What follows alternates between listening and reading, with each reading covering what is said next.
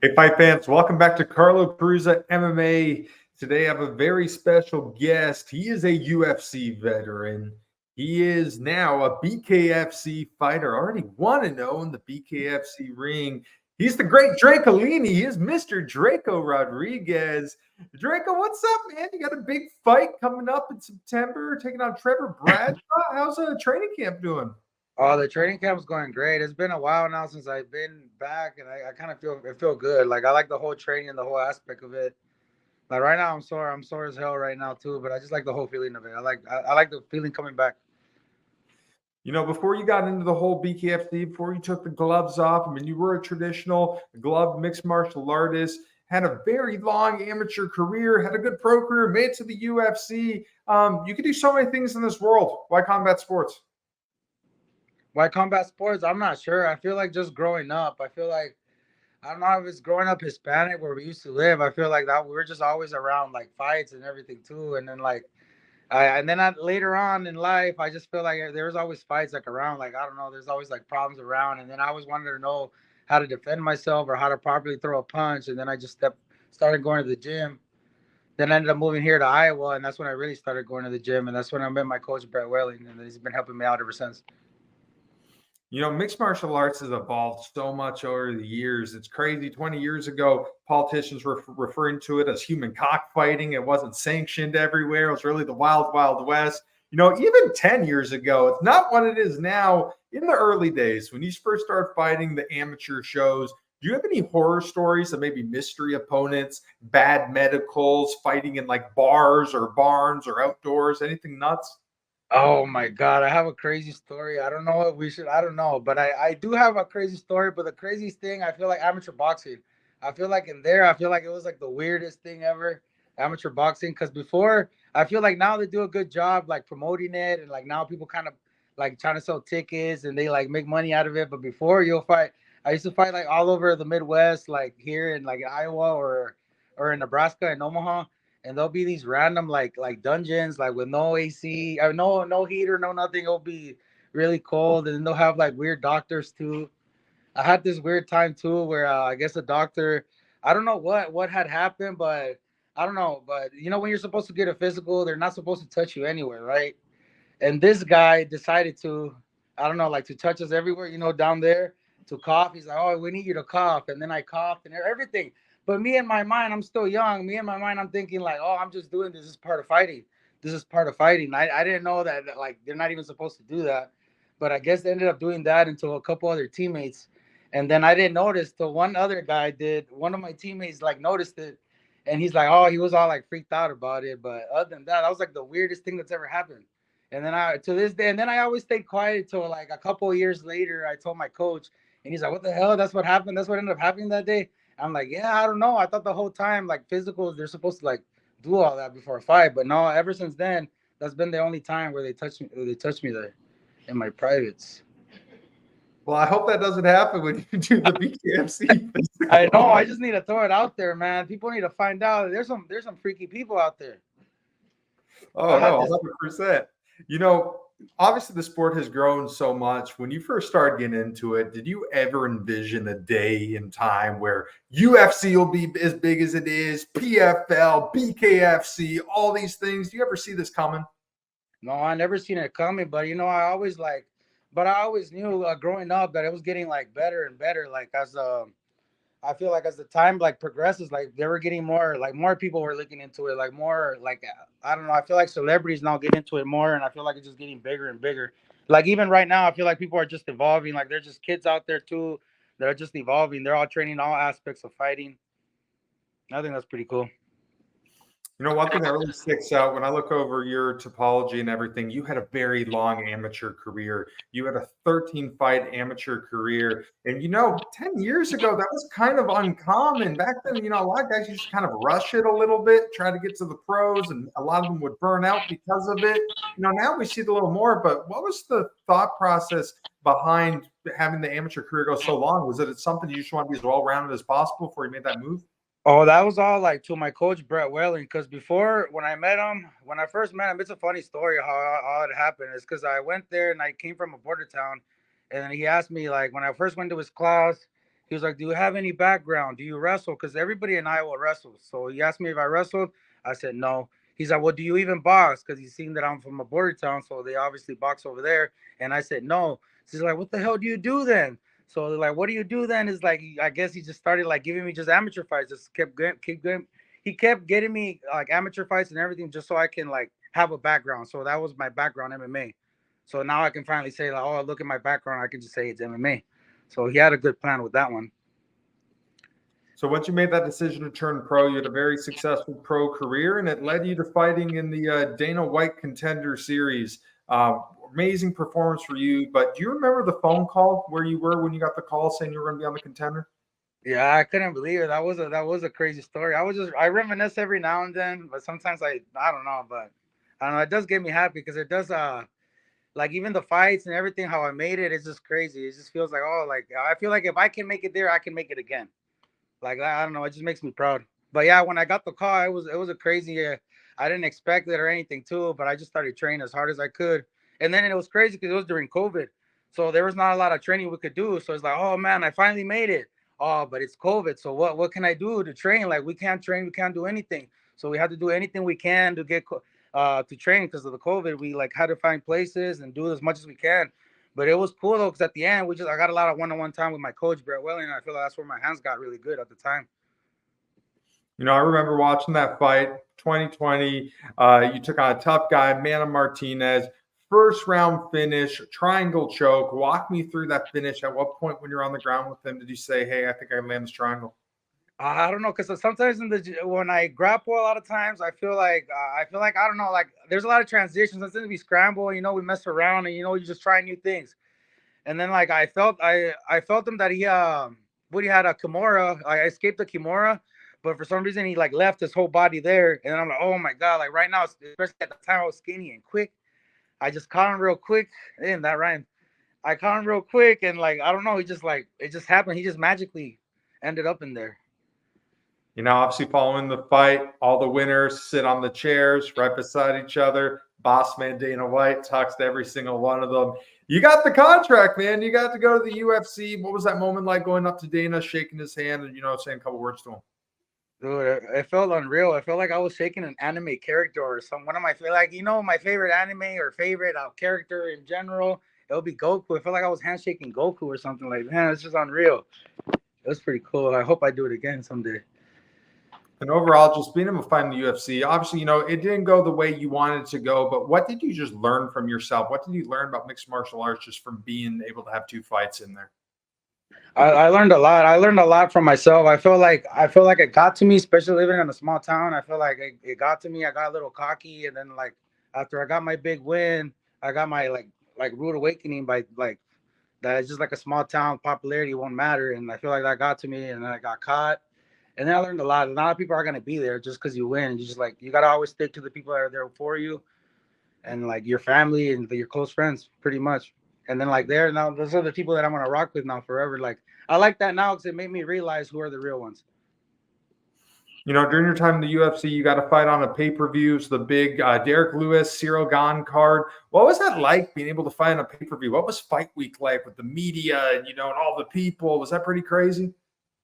Hey, I was okay. So because I'm from Texas, so a lot of not other than Derek Lewis is from Texas, so a lot of people didn't know who Trey the Truth was, and all these other like rappers. But anyways, I ended up coming out like nobody knew. It was weird, but I ended up trying to come out to Mike Jones back then. But then again, the only way somebody can steal I knew nobody was gonna think of that song, and then they ended up calling me back, and then they were like the same, like I think the next day they're like, oh, you can't pick that because somebody else picked that song, and I was like, wait, there's no way somebody could pick that unless it's the main event, and it turns out it was Cyril Gahn. He ended up picking the song, so I had picked the song first, and then he said that he said the song afterwards, so they ended up giving him the song. So then I came out to another song, and I blame that on my loss, low key. No, I'm just kidding. So many people watch the UFC, they watch these bigger shows, and they look at the fighters and they're like, wow, what a great lifestyle. This guy's famous, Conor McGregor, and they look at all these guys. But very few people realize what it takes to get there. and to stay there. There's a lot of sacrifices associated with combat sports. You know, as you could probably attest, when you're starting off in the fight game, the money isn't great. You're not a millionaire from fighting on the regional scene, and probably not from your first few fights in the UFC either. No. A lot of guys have 40-hour jobs just to afford the training camps. They have wives. They have kids. They get punched in the face. They have to deal with all the stuff in the gym. They have to deal with the promotion. There's so much to do it. What has made you motivated to continue battling through all the sacrifices, man? I don't know, honestly, because I don't know. I just feel like I don't want to give up yet. I feel like I made it this far. Like, what's the point of even giving up now? I feel like now that I'm older now, because I first started when I was my first fight was 19 and I'm 28, almost 10 years later. But I don't know. I feel like I still like it. I feel like, because I feel life is short, and I feel like if you love something, just go for it. I don't care about the age or what it is or what. But I just want to fulfill my dream. You know, it's kind of crazy to think that MMA went through so many different legalizations back in the day. People used to say it was barbaric and all this stuff. And 25 years later, bare knuckle has taken off. I mean, whether it's bare knuckle MMA, whether it's bare knuckle boxing, it is watched, it's wanted. You know, it's one of the more successful promotions around right now. What were the reactions like to people when you told them, "Hey, I'm going to start fighting with no gloves"? Yeah, well, the first person that was really sad about it was my mom, obviously, because I know there's every fight she goes, she's always crying and like feeling like a lot of emotion every fight. So I know this one she was for sure, because it was like that fight went back and forth. It was a good fight, but I can just tell like my mom was the first one, like, oh my God, mijo, no. Yeah, but I know a lot of people were like thinking about it. But I just wanted to test myself. I wanted to test myself like a real fight, and I like bare knuckle because it shows you a real fight. I just want to show where I'm at. I want to test my mental. That's why I want to take these fights.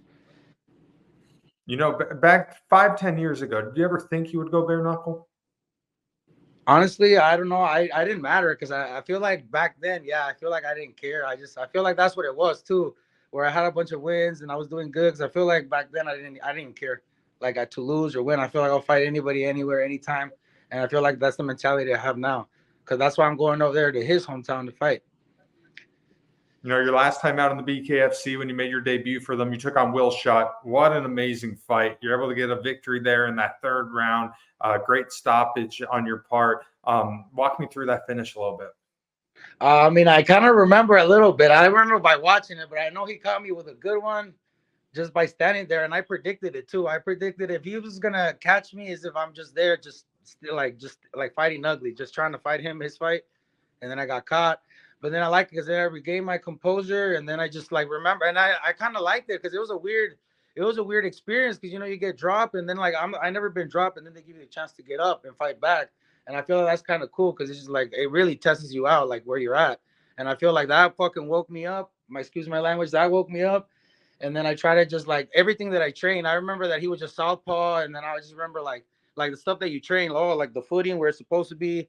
I just remember everything that I trained with my coach just ended up going well. And I just ended up dropping him again and then ended up getting the victory.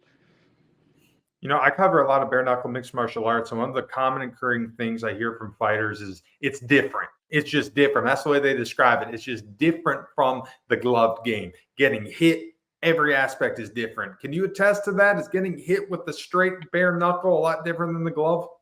I like it because it brings you the danger. I feel like the more dangerous you feel like in a fight, like the more you can, I don't know, like the more you can, your ability to move and everything's gonna, because I don't know, I just feel like you being like, feeling like you're in danger makes you better. That's what I feel like it makes you like, that's what makes it different. Because like the danger it is, like, something's gonna happen. Someone's gonna get hit, your eye is gonna pop out, or someone's teeth is gonna fall out. So that together, that's why there's a lot of knockouts and a lot of crazy fights in this one because nobody wants to lose. So everybody just goes wild. Boom, boom. Crazy. You know, following that win, did you really feel like, BKFC could be a home for you for now, an avenue to, get some fights in and really make a name on that stage?